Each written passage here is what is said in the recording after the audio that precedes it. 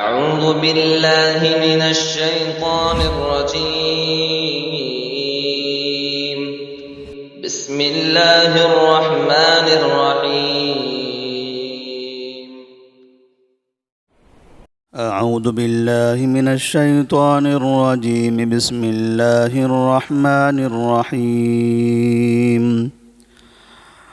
مثلهم كمثل الذي استوقد نارا فلما أضاءت ما حوله ذهب الله بنورهم وتركهم في ظلمات لا يبصرون صم بكم عمي فهم لا يرجعون أو كصيب من السماء فيه ظلمات ورعد وبرق يجعلون أصابعهم في آذانهم من الصواعق حذر الموت والله محيط بالكافرين يكاد البرق يخطف أبصارهم كلما أضاء لهم مشوا فيه وإذا أظلم عليهم قاموا ولو شاء الله لذهب بسمعهم وأبصارهم إن الله على كل شيء قدير.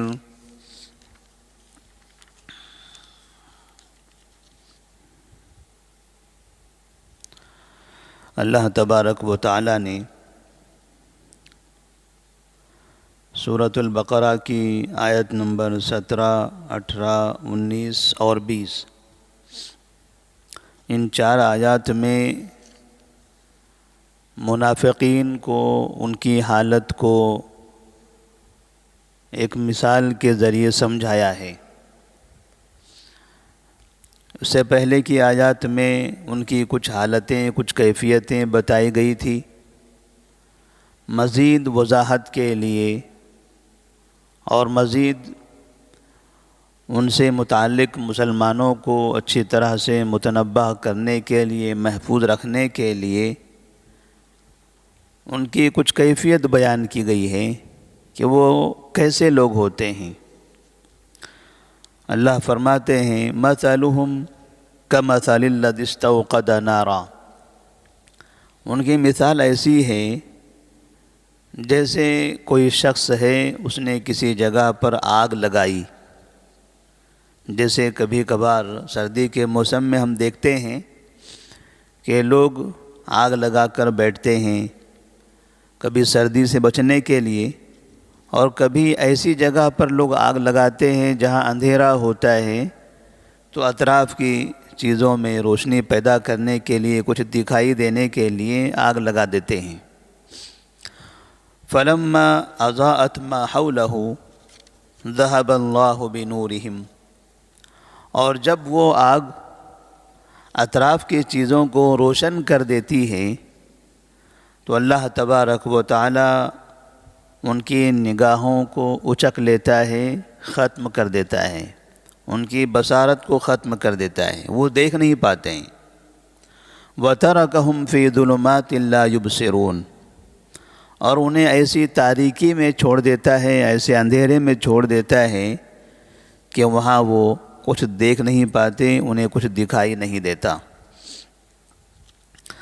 اللہ تبارک و تعالیٰ نے منافقین کی ایسی مثال بیان کی ہے، ایک مثال جو انسان سمجھ سکتا ہے۔ عام طور پر قدیم زمانے سے یہ طریقہ رہا ہے، ایک فطری چیز ہے کہ لوگ روشنی پیدا کرنے کے لیے آگ لگایا کرتے تھے۔ اب کسی جگہ پر آگ لگی ہوئی ہے، اطراف کی چیزیں روشن ہو رہی ہیں، اطراف میں ساری چیزیں دکھائی دے رہی ہیں، اچانک وہ آگ چلی جائے، اچانک وہ آگ بند ہو جائے، بجھ جائے تو اطراف میں مکمل طور پر اندھیرا چھا جائے گا، کچھ بھی دکھائی نہیں دے گا۔ اس لیے کہ ہم تجربہ کرتے ہیں، مشاہدہ بھی ہے کہ ہمارے گھروں میں جب لائٹ ہوتی ہے، اچھی طرح سے ہم اپنا کام کر رہے ہوتے ہیں کہ اچانک لائٹ چلی جاتی ہے، تو جیسے ہی لائٹ چلے جاتی ہے اس کے بعد ہمیں گھر میں کچھ بھی دکھائی نہیں دیتا، تھوڑی دیر کے لیے مکمل طور پر اندھیرا ہو جاتا ہے، حتیٰ کہ آدمی کو اپنا ہاتھ بھی نظر نہیں آتا، اس کے اطراف میں کوئی چیز رکھی ہو وہ نظر نہیں آتی، کوئی اگر گھر میں کچھ کام کر رہا تھا وہ دکھائی نہیں دیتا، کوئی چل رہا تھا تو راستہ نظر نہیں آتا، جو جہاں پر ہے اسی جگہ پر وہ رک جاتا ہے، جو کام جس حالت میں تھا اس حالت میں اس کام کو چھوڑ دیا جاتا ہے۔ منافقین کی مثال ایسی ہی ہے کہ اللہ تبارک و تعالیٰ نے انہیں اسلام کی روشنی عطا فرمائی، انہوں نے دیکھا نبی کریم صلی اللہ علیہ وسلم کو، انہوں نے دیکھا قرآن مجید کو، انہوں نے دیکھا صحابہ رضی اللہ تعالیٰ عنہم کو، اسلامی تعلیمات کو سنا، لیکن سننے کے باوجود بھی وہ کچھ دیر کے لیے ان کے درمیان میں رہے اور پھر وہ مسلمانوں سے دور ہو گئے، گویا کہ روشنی ملی اور پھر ان کی زندگی میں اندھیرا چھا گیا، اور اندھیرے کا مطلب ہوا گمراہی، اندھیرے کا مطلب ہوا کفر، اندھیرے کا مطلب ہوا ضلالت، دوبارہ وہ ضلالت میں اپنے گمراہی میں چلے گئے۔ صم بکم عمی فہم لا یرجعون۔ مفسرین نے یہاں پر ایک اور چیز لکھی ہے کہ اللہ نے ان کی آنکھوں کے نور کو ختم کر دیا کہ وہ دیکھتے نہیں، تو کہتے ہیں کہ نور کہا جاتا ہے سورج کے طلوع ہونے سے پہلے کی روشنی کو۔ ابھی سورج طلوع نہیں ہوا ہے لیکن ہم باہر دیکھتے ہیں، روشنی نظر آتی ہے، ہمیں راستہ دکھائی دیتا ہے، ہم کوئی کام کر سکتے ہیں، آرام سے چل سکتے ہیں۔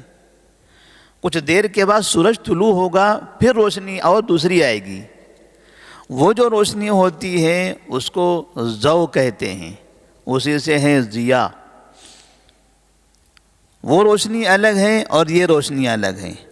سورج نہ ہو، ضوء نہ ہو، تب بھی نور کا استعمال کیا جاتا ہے۔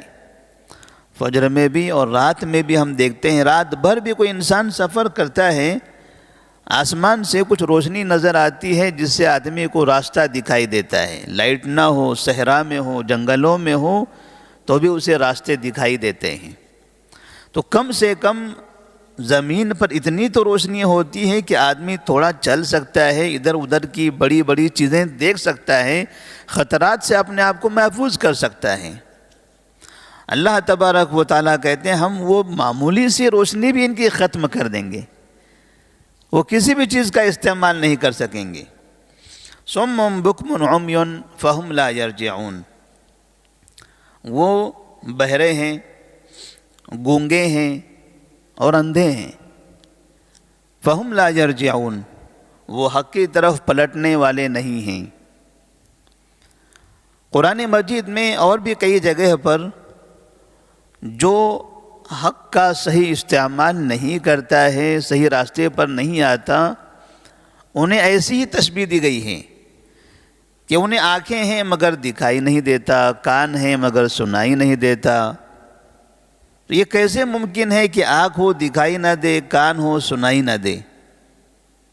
تو کہا جاتا ہے کہ کان کے اندر سننے کی سماعت یہ اللہ تبارک و تعالیٰ کے ہاتھ میں ہے۔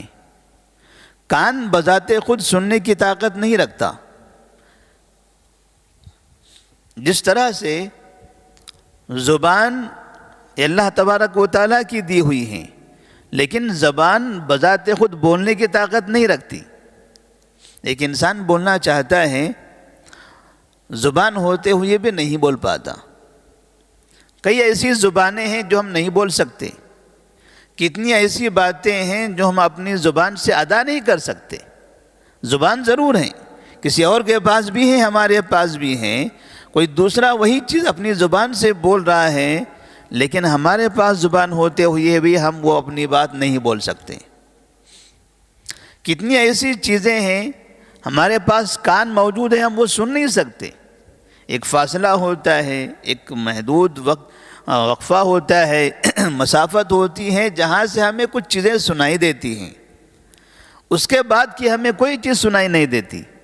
کان ہے سننے والا آلہ موجود ہے، لیکن سننے کی طاقت ہمارے پاس اللہ تبارک و تعالی ہی دیتا ہے۔ آنکھیں ہیں پھر بھی ہمیں دکھائی نہیں دیتا، اندھیرا چھا جائے آنکھیں ضرور ہیں مگر اندھیرے میں ہم کو نظر نہیں آتا ہے۔ تو اللہ تعالیٰ یہاں پر یہ بتا رہے ہیں کہ یہ ساری چیزیں میں نے پیدا کی ہیں، لیکن ان چیزوں میں جو کام کرنے کی صلاحیت ہے، جو عمل کرنے کی صلاحیت ہے، وہ میں دے رہا ہوں، وہ ہماری طرف سے ہے۔ اگر کوئی انسان ان چیزوں کا صحیح استعمال نہیں بھی کرتا ہے تب بھی کہا جاتا ہے کہ وہ گونگا ہے، بہرا ہے، اندھا ہے، اس لیے کہ وہ حق سنتا ہے لیکن قبول نہیں کرتا، وہ حق کو دیکھتا ہے، اللہ کی نشانیوں کو دیکھتا ہے، اس سے عبرت حاصل نہیں کرتا، حق اسے معلوم ہے پھر بھی وہ لوگوں کو نہیں بتاتا، اس کا مطلب وہ اندھا، بہرا اور گونگا ہے۔ او کصیب من السماء فیہ ظلمات ورعد وبرق یجعلون اصابعهم فی آذانهم من الصواعق حذر الموت واللہ محیط بالکافرین، یہ آسمان سے نازل ہونے والی بارش کی طرح ہے۔ ایک دوسری مثال بتائی ہے، پہلی مثال تو آگ کے ذریعے بتائی، اب دوسری مثال پانی کے ذریعے بتائی جا رہی ہے کہ آسمان سے برسنے والی بارش جس میں اندھیرا ہوتا ہے۔ جب ہم بارش کے پہلے آسمان پر دیکھیں تو بادل کی وجہ سے اندھیرا چھا جاتا ہے۔ فیہ ظلمات ورعد وبرق، اور اس میں بادل کی گرج ہوتی ہے، بجلی کی چمک ہوتی ہے۔ یجعلون اصابعهم فی آذانهم من الصواعق حذر الموت، منافقین موت کے ڈر سے یہ بجلیوں کی کڑک کو سن کر اپنے کانوں میں انگلیاں رکھ لیتے ہیں۔ واللہ محیط بالکافرین، اللہ تبارک و تعالیٰ کافروں کو گھیرنے والا ہے۔ یعنی جس طرح سے بجلی چمک رہی ہو، بادل گرج رہا ہو، آوازیں تیز آ رہی ہوں، اندھیرا چھا گیا ہو تو آدمی کو ڈر محسوس ہوتا ہے، ڈر جاتا ہے آدمی۔ بہت سے لوگ گھر کے باہر ہوں تو گھر میں چلے جاتے ہیں، اگر بجلی چمک رہی ہے تو آدمی اچانک سا بچک جاتا ہے، گھبراہٹ سی طاری ہوتی ہے۔ انہیں یہ نہیں پتہ ہے کہ یہ حقیقت میں آپ کو ڈرانے اور گھبرانے کے لیے نہیں ہے، آپ کے دل میں خوف پیدا کرنے کے لیے نہیں ہے۔ اس کے پیچھے یا اس کے بعد جو چیزیں آپ کی آنکھوں میں نظر آنے والی ہیں وہ اللہ کی رحمت ہے، وہ ہے بارش، وہ بارش ہے۔ آپ کو ایسا محسوس ہو رہا ہے کہ یہ چیزیں آپ کے لیے نقصان دہ ہیں، حالانکہ یہ مقدمہ ہے، ان چیزوں کے ذریعے آپ کو تیار کیا جا رہا ہے۔ اب اس کے بعد جو رحمت اللہ کی نازل ہونے والی ہے اس سے آپ کو خوشی ہوگی۔ منافقین کا حال یہاں اس سے یہ بتایا گیا ہے کہ منافقین جب حق کو سنتے ہیں، جب رب کا پیغام سنتے ہیں تو انہیں لگتا ہے کہ یہ بڑا سخت کلام ہے، اس میں بڑی پابندیاں ہیں، اس میں بہت سے جرائم کو چھوڑ دینا پڑے گا، سختی اور شدت نظر آ رہی ہے، تو اس کو قبول کرنے سے وہ انکار کر بیٹھتے ہیں۔ حالانکہ انہیں یہ پتہ ہونا چاہیے کہ اس کو قبول کرنے کے بعد جو اللہ کی نعمت حاصل ہونے والی ہے، اس کے بعد جو دنیا میں خوشگوار زندگی اور آخرت میں جنت ملنے والی ہے، وہ ایسی نعمت ہے جس نعمت کے لیے ہر انسان انتظار کرتا ہے، لیکن یہ اس کو قبول کرنے سے پہلے ہی اپنے آپ کو اس سے محروم کر دیتے ہیں۔ یکاد البرق یخطف ابصارہم، قریب ہے کہ اللہ تبارک و تعالیٰ ان کی نگاہوں کو اچک لے۔ کلما اضاء لهم مشوا فیہ، جب بھی ان کے لیے اطراف میں روشنی ہوتی ہے تو اس میں چلنے لگتے ہیں۔ وَإِذَا أَظْلَمَ عَلَيْهِمْ قَامُوا، اور جب اندھیرا ہو جاتا ہے تو وہ رک جاتے ہیں۔ وَلَوْ شَاءَ اللَّهُ لَذَهَبَ بِسَمْعِهِمْ وَأَبْصَارِهِمْ، اللہ تبارک و تعالیٰ چاہتا تو ان کے کانوں کو اور ان کی آنکھوں کو، ان کے سماعت کو، ان کی بصارت کو ختم کر دیتا۔ ان اللہ علی کل شیء قدیر، یہاں اور ایک چیز کا اضافہ کیا گیا، ایک اور چیز واضح کر دی گئی کہ جب کسی جگہ کوئی چل رہا ہو، روشنی نظر آ رہی ہے تو وہ چلتا رہتا ہے، اچانک روشنی چلی گئی، اندھیرا چھا گیا تو اسی جگہ پر رک جاتا ہے، اس لیے کہ اب اس کو آگے نہیں سمجھ میں آتا کہ راستہ کیسے ہے، انتظار کرتا ہے روشنی کا۔ تو کہتے ہیں منافقین کو بھی نبی کے زمانے میں روشنی ملی، نور ملا، انہیں راستہ نظر آیا، وہ چلنے لگے، اور پھر اچانک ان کی زندگی میں اندھیرا چھا گیا اور وہ رک گئے۔ کس طرح سے اندھیرا چھا گیا؟ کہ انہوں نے نبی کریم صلی اللہ علیہ وسلم کی باتوں کو نہیں مانا، چھوڑ دیا، تو ان کی زندگی میں اندھیرا چھا گیا اور وہ جہاں تھے وہیں کے وہیں رہ گئے۔ اللہ تبارک و تعالیٰ فرماتے ہیں کہ اگر وہ چاہتا تو ان کے کانوں کی سماعت اور آنکھوں کی بصارت کو ختم کر دیتا۔ کیا فائدہ ہے ایسی آنکھوں کا اور ایسے کانوں کا جس آنکھ سے انسان حق کو نہیں پہچان پاتا، اللہ کی عجائبات اور قدرات کو دیکھ کر، اس کے معجزات کو دیکھ کر ہدایت حاصل نہیں کرتا، جن کانوں کے ذریعے اللہ کی آیتوں کو سن کر، قرآن کو سن کر وہ صحیح راستے پر نہیں آنا چاہتا، تو پھر یہ کان، یہ آنکھیں کیا دنیا کے اندر برائیوں کے لیے بنائی گئی ہیں؟ کیا یہ زبانیں انسانوں کو تکلیف دینے کے لیے دی گئی ہیں؟ ان سب کا مقصد ہے کہ انسان ان چیزوں کا صحیح استعمال کرے۔ تو یہاں تک کہ اللہ تبارک و تعالیٰ نے منافقین کا تذکرہ کیا، اور اس کے بعد ان تمام تینوں قسم کے لوگوں سے الگ الگ طریقے سے خطاب کیا جا رہا ہے کہ ان تمام قسم کے لوگوں کے لیے ضروری ہے کہ وہ اللہ تبارک و تعالیٰ کی عبادت کریں۔ اس کے آگے کی آیتیں انشاءاللہ آئندہ کے درس میں پڑھی جائے گی۔ اللہ تبارک و تعالیٰ سے دعا ہے کہ اللہ تبارک و تعالیٰ ہمیں اپنے کانوں کا، اپنی آنکھوں کا، اپنی زبانوں کا صحیح استعمال کرنے کی توفیق عطا فرمائے۔ اللہ تبارک و تعالیٰ کی حقانیت کو، اس کے معجزات کو، اس کے نشانیوں کو دیکھ کر عبرت حاصل کرنے اور صحیح راستہ قبول کرنے کی توفیق دے، ہر طرح کے فتنے سے محفوظ رکھے، نفاق سے ہم سب کو بچائے۔ والسلام علیکم ورحمۃ اللہ وبرکاتہ۔